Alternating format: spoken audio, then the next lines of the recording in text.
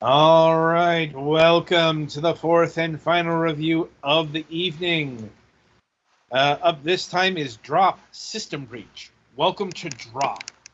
If that is an acronym, or an initialism, I don't know what it stands for. But anyway, a fast-paced action strategy hacking simulator. Ready to hack your way to fame and fortune while avoiding getting caught? Use stealth and cunning to maneuver between the ongoing power struggle of corporation and factions to control the fragmented networks in the city. So yeah, drop system breach. Let's see. So narrative speaking, if you've ever watched a cyberpunk title or read anything cyberpunk, like if you know what cyberpunk is, you've seen this dance before. Um, mega corporations, seedy underbelly, goofy hacking, the works. Um, I'll be honest, like the actual story of this, I was kind of glassy-eyed reading through because it's that trite. Um, in terms of its cyberpunk hackneyness. Like, if you've read Neuromancer or played a game of Shadowrun, watched Ghost in the Shell, and so on and so forth, you've seen this kind of tale before. Like, that's not the real draw here. The real draw is the actual gameplay. I suppose there is a bit of a caveat there, because this game kind of operates on what I would like to call an internal learning curve. What I mean by that is this is constantly adding new systems to the gameplay that further complicates the web that you have to operate in. As such, like where Pettyfan here is at the beginning or near beginning of the game, it's very slow. It's very simple. It's almost not a game. Like, that will change when it actually starts adding in. But like, this is so early game, it doesn't even have the timer. You know, eventually the breaches will get timed. Like, you will have 5 minutes to hack successfully, or your digital dust. And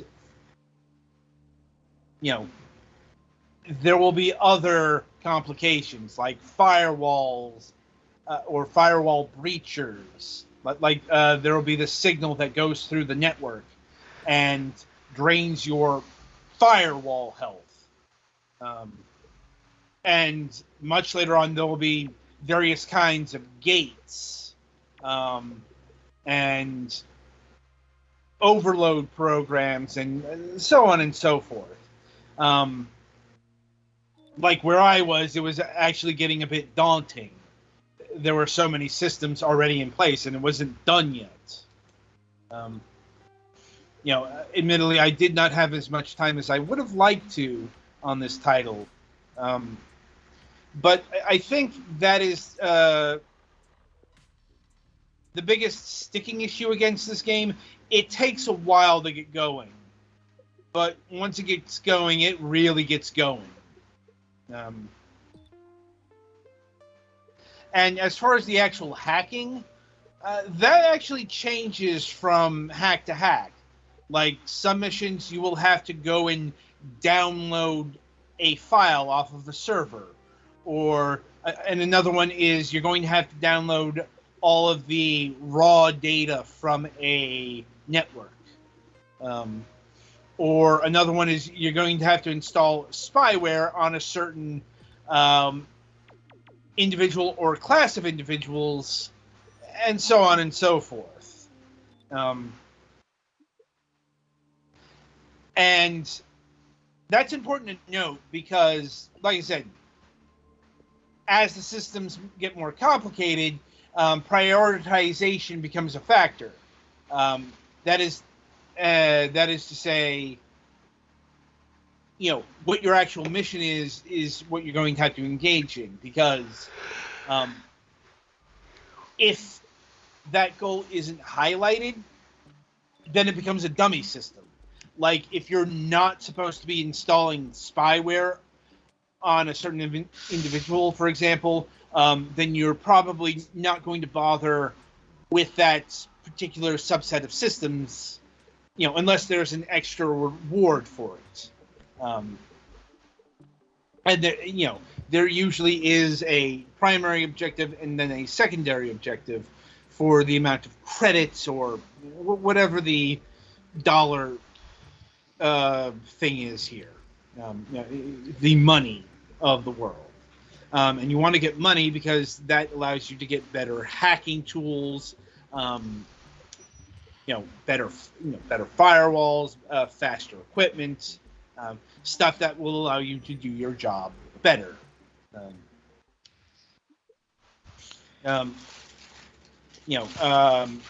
Like a good example of that is the auto programs. Like, one of the penalty systems that gets put into place is the awareness levels. It's like each hacking movement leaves a trace, and you're able to remove those traces, but you have to have those active, and you can only have a certain amount of processes going, like 2 or 3, and you can upgrade those.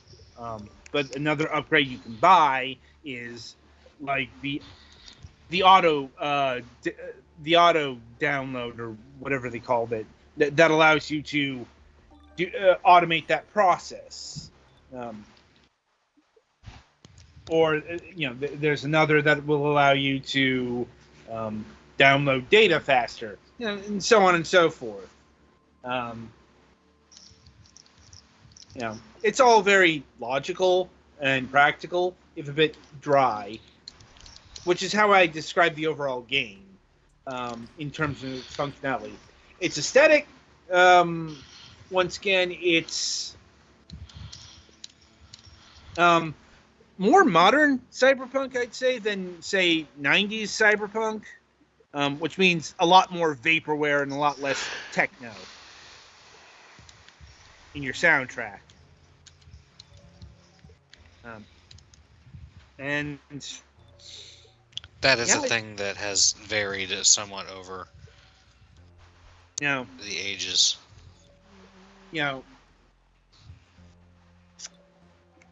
As far as commentary in regards to society, I think it's saying less than a lot of seminal cyberpunk works.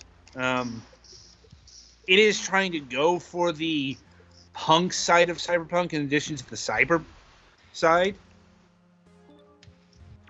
But it's really surface level stuff.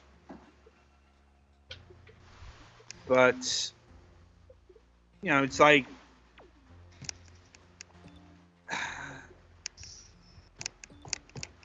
really, it's like it's not exactly a grand treatise on the dangers of modern capitalism, if you understand my meaning here. Mm-hmm.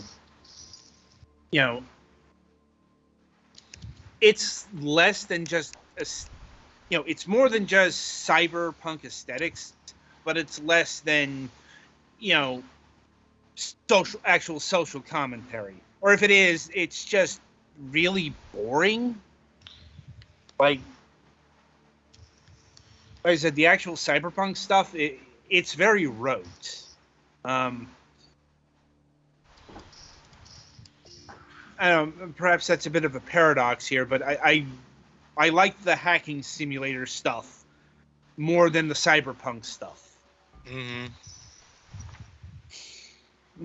Anyway, so as far as pricing goes, this will clock in at $9.99.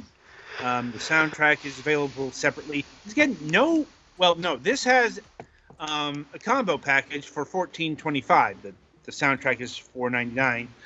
So obviously, if you're going to get this, get the package deal. And is this game worth $10? I think it is. It's got enough content, and it keeps itself fresh enough to warrant the price tag. It's a solid experience. I just wouldn't expect the second coming of Neuromancer. Here. And yeah, I believe that'll about do it for not just this review, but this review session. So coming up on the week ahead. So on Wednesday, May 31st, we'll be having Ryan Matega. Yeah, that's an I, not a J. The spell check is on it because it's a name that it's not being recognized. Of Vertigo Games. I believe this is a new representative of Vertigo Games, but we've had Vertigo on the program before. When we talked about their game Cook Serve Delicious 3. We're going to be talking about the follow-up to that, Cook Serve Delicious Forever, now in early access. No Friday show this week. Kind of been a dearth of those. I don't know, it's been a bit of a pain getting some Friday shows going, but anyway, we do have a new episode of MSP scheduled for this week, and Kevin should be back as well. So that is the schedule for the week ahead, and until Wednesday, I shall wish you good gaming.